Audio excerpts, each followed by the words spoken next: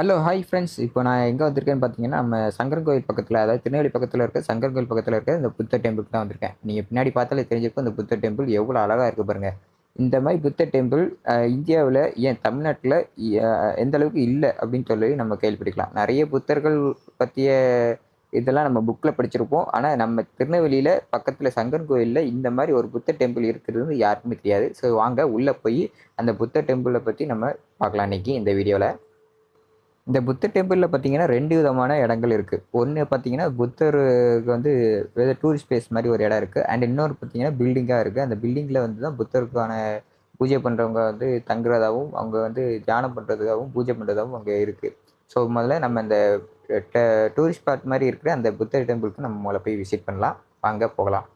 இந்த புத்தர் கோயிலுடைய முதல் பார்த்தீங்கன்னா, இந்த ஸ்டெப்பை பார்த்தாலே தெரியும். ரொம்ப அழகாக ஸ்ட்ரக்சர்லாம் சூப்பராக கட்டி வச்சுருக்காங்க. இதில் வந்து பார்க்கறதுக்கு ரொம்ப அற்புதமாக இருக்குது. நீங்கள் ஏதாவது ஃபோட்டோ ஷூட் எடுக்கிறீங்கன்னா, அழகாக வந்து இதில் வந்து இப்படி ஒரு உட்காந்து ஒரு ஸ்டைலாக ஒரு ஃபோட்டோ போட்டிங்கன்னா, அதை வந்து இன்ஸ்டாகிராமில் வந்து ரொம்ப ட்ரெண்டிங்காக பண்ணலாம். ஏன்னா அந்த அளவுக்கு ரொம்ப பியூட்டிஃபுல்லாக இருக்குது இந்த இடம்.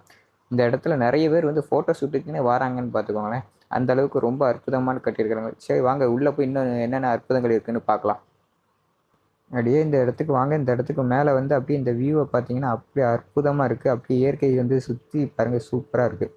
சுற்றி சரௌண்டிங்லாம் வந்து ரொம்ப அமைதியாக இருக்குது. ஒரு பீஸ்ஃபுல்லான ஒரு இடம் இருக்குது.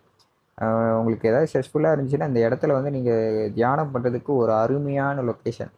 ரொம்ப அற்புதமாக இருக்குது பாருங்கள் சுற்றி. சரி வாங்க உள்ளே போய் பார்க்கலாம்.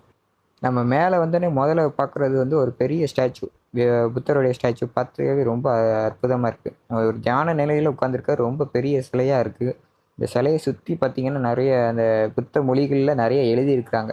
அது நமக்கு எதுவுமே புரியல, இருந்தாலும் அது பார்க்கறதுக்கு ரொம்ப அழகாக இருக்குது. நம்ம உள்ளே வந்து என்ட்ரன்ஸ் பார்த்தோன்னே இந்த ஒரு அற்புதமான புத்த சிலை, ரொம்ப பெரிய சிலை பாருங்கள், எவ்வளோ அழகாக இருக்குது பாருங்கள்.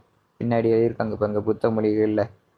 ரொம்ப அற்புதமாக இருக்குது. ஒரு மாதிரி தியானம் பண்ணுற நிலைமையில் அந்த புத்தர் இருக்கார். அவரை சுற்றி அந்த எழுத்து, அதுக்கப்புறம் அமைதியான இடம், அந்த அவருடைய அந்த சிலையை பார்க்கறதுக்கே ரொம்ப அற்புதமாக இருக்குது.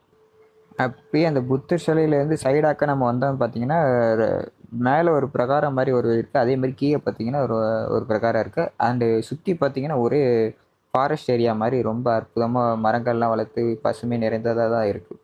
மொத்தம் 2 இடம். ஒன்று வந்து இப்போது கீழே ஒன்று, மேலே ஒன்று. இப்போ நான் மேலே இருக்கிற இடத்துல தான் நான் உங்களுக்கு சுற்றி காட்டிகிட்ருக்கேன். மேலே இருக்கிற பிரகாரத்து வழியாக அப்படியே நம்ம நடந்து போகிறதுக்கு நல்லாயிருக்கு. வியூ சுற்றி பார்க்கறதுக்கு ரொம்ப அமைதியாகவும் ஒரு காமான பிளேஸாகவும் இருக்குது. இடத்த பார்த்தீங்கனாலே உங்களுக்கு புரியும். ரொம்ப அற்புதமாக இருக்குது. பில்டிங்கோட இது வந்து ரொம்ப அமைதியான ஒரு இடமா இருக்குது. சரி வாங்க உள்ளே சுற்றி பார்க்கலாம். நம்ம அங்கே